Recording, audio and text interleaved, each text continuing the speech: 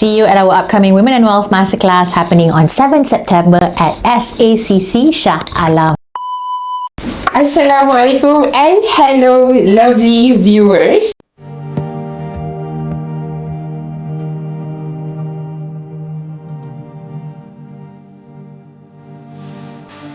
Welcome back to Aisya Rahman Advisory Podcast. I'm Julia, your host, and today we have one Aisya Rahman, your CEO, your CEO, your lady in finance, everyone. Now, in today's episode, Aisya, we are going to talk about the emotions and the spending habit. Do you use shopping as your coping mechanism? Before we start, I would like to play this one game with you, Aisya. It's called Myth or Fact. Okay. The first question: emotional spending is only a problem if it leads to financial debts. Fact. Yes, true. The next one: retail therapy is an effective short-term solution for emotional stress. Myth. That is correct. The next one: setting a budget can help curb emotional spending habits. Fact. That is true. Myth or fact? Emotional spending is always triggered by negative emotions. Myth. It's a myth. Why is it a myth, Aisya? Because emotional spending can be triggered by both negative and positive. We can't just associate emotional spending with negative. Sometimes positive feelings or emotions also influence our spending. Last but not least, avoiding shopping altogether is the best way to stop emotional spending. Myth. It's a myth. And why is that, Aisya? You can't avoid shopping. I think nobody can. We're not angels, you know. And shopping is a necessity to some extent, but with control and boundaries. And also, shopping can be an addiction for some people. So in order for you to stop addiction, you cannot just stop it abruptly. It's going to have a bigger effect on you. Let's get to the topic.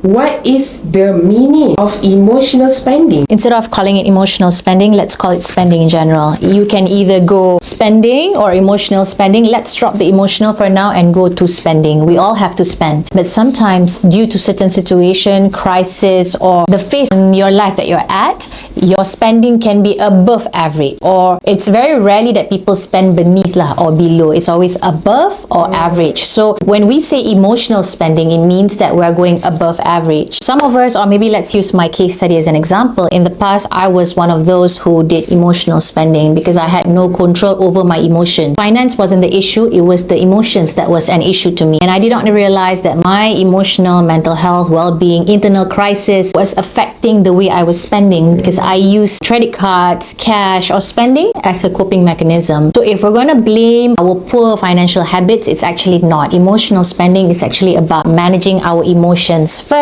because our emotions intertwine our finance and everything around us. See, money is just a tool, right? How we control the tool, or is the tool controlling us? So a lot of people think the money is controlling them, but actually no. As the owner of our wealth, we are the ones who's responsible in controlling our money. It's just unfortunate that some people, they abuse that tool and then they use money as a tool to cope with, you know, things in our lives. Maybe, I don't know, crisis at work or at home in marriage with our parents, siblings, spouse ke apa. Hence, it becomes emotional spending. There are a lot of factors contributing to emotional spending.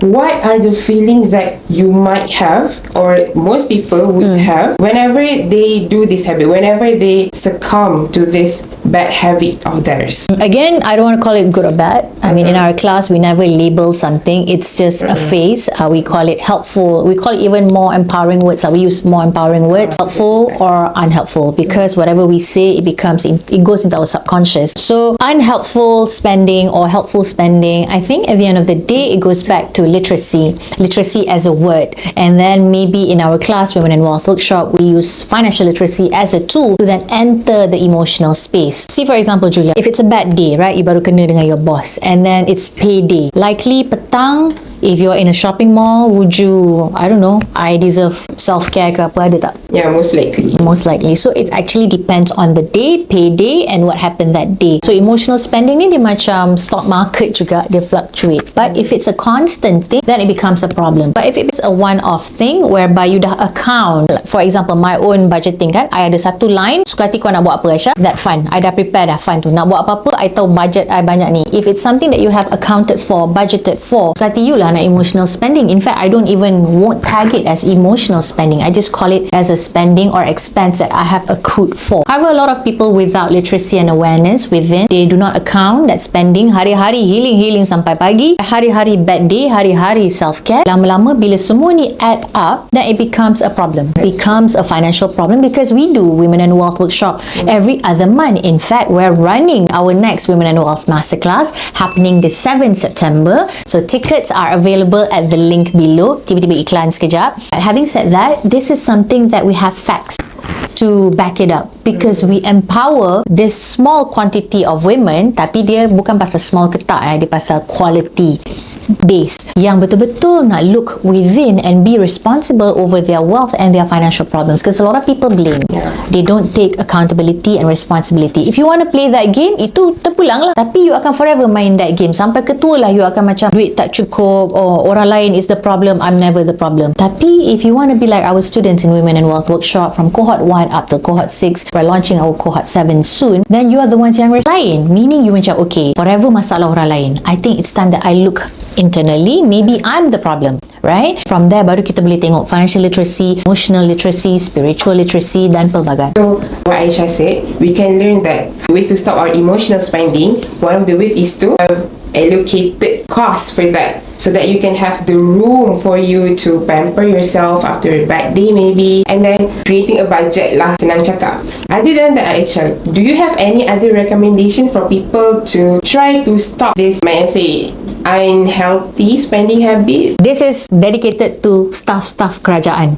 And I mean no disrespect at all, because in our Women and Wealth Bookshop, we have a group of government officers, and this is what I see. There is a culture in the government space whereby because you are government officers, you kena pinjam and you kena bawa kereta mewah and you kena, I don't know, there's this thing that I'm trying to understand in the government officers space. Benda emotional spending ni sangat tinggi dekat bahagian government. Kalau I nak banding dengan my private employees, I see this in the government space, because you guys, government officers, trust me, you adalah kegemaran bank se-Malaysia, because why? You have this facility, terus tolak gaji, and because of that, all these things, subscription lah, hutang lah, memang you akan dapat the best rates in Malaysia, the best of the best and the lowest, sebab boleh terus tolak gaji, and staff kerajaan apa, so confirm ada duit, bukan macam pekerja-pekerja macam kita yang private space kan, tak guarantee. So masalah emotional spending ni, the biggest that I see, it happens everywhere, but the most is in kerajaan. Sebab apa? Oh, because you rank lagi tinggi, you kena belanja orang-orang bawah you, padahal you don't even own kerajaan, tapi because you dapat allowance yang tak berapa banyak tu, rasa macam bertanggungjawab kena spend and overspend. Every Friday lunch extended, betul tak? So bila lunch extended for the women, je lebih, and team semua memang tahulah, sukalah kenan-kenan dengan you kan, dekat dengan you, because you will belanja. Emotional spending dah jadi macam I need to spend because these are my people, my team. So macam oblige and I need to look good, atau by belanjaing them, they will do my work faster, gitulah mentality dia. But I don't think so. I mean, amanah, tanggungjawab, with or without that free lunch, kena buat. Kalau tak, you jawab dengan Allah at the end of the day. Second, I think you have to really reflect and look within. Do you have other problems that you are trying to run away from? So currently, Julia, I'm studying my psychology kan, my second master, and what I realize is a lot of us hate the journey of looking within. Kita hanya, kan kita selalu salah you, tapi sebenarnya, you know, kita sebenarnya ada masalah juga. And if you never start that personal literacy, emotional literacy and mental literacy, akan ada banyak side effects keliling. And in our Women and Wealth Workshop, ramai wanita in the beginning datang, I need to fix my husband. Look, your husband is never the problem, you are the problem. Your husband will change when you change, and you have to start the journey of changing. And when you want to change, especially changing towards curbing, we can't really stop immediately, because then you have, you know, go cold turkey kan, jadi macam gila pula. But when you want to curb emotional spending, meaning this is your emotional spending, now you want to try and bring it down almost to average or benchmark, dia perlukan going against the current tau. Have you swam against the current in the ocean? I tried. You tried, and what happens to you? I don't move at all. I stay put. And then even worse, you kena tarik dengan current, betul tak? Yes. So macam tu jugalah. Tapi pentingnya you ada tools. Kalau go against the current, what tools would you bring with you? I would bring maybe boat. Okay, boat tu untuk wealthy lah. Tapi orang-orang marhin macam I ni, kita akan pakai apa? Apa panggil tu? Life Orang jacket. marhin macam I, kita pakai life jacket. And then kita ada apa lagi?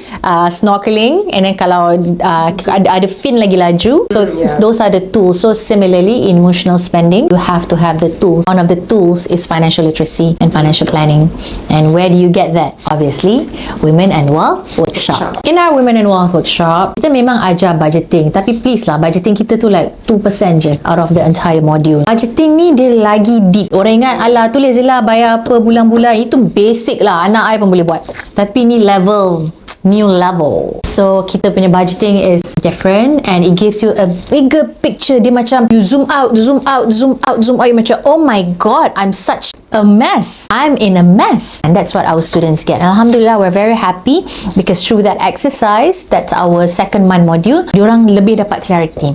And bila you dapat clarity in the beginning, you rasa module kita orang yang the whole Women and Wealth Workshop tu lagi banyak clarity you dapat. That's what you heard from Aisya just now. In Women and Wealth Workshop, you will be encouraged to face your emotional habit, face what triggers this habit of yours, and then you will find the root to that reason. That is the end of our episode for shopping as your coping mechanism. If you want to dive deeper into the world of emotional spending and how it connects with financial literacy, I encourage you to download our latest ebook, Path to Financial Independence Retire Early, at bit.ly/Aisya ebook or in this link below for you to understand better. I faham, nak cakap pasal kewangan ni, it's not something that we, hari ni nak cakap pasal kewangan. No, you have to have courage and ball. So start balling through our ebook. The ebook, you can get it for free. For collaborations, email us at marketing@aisyarahman.com.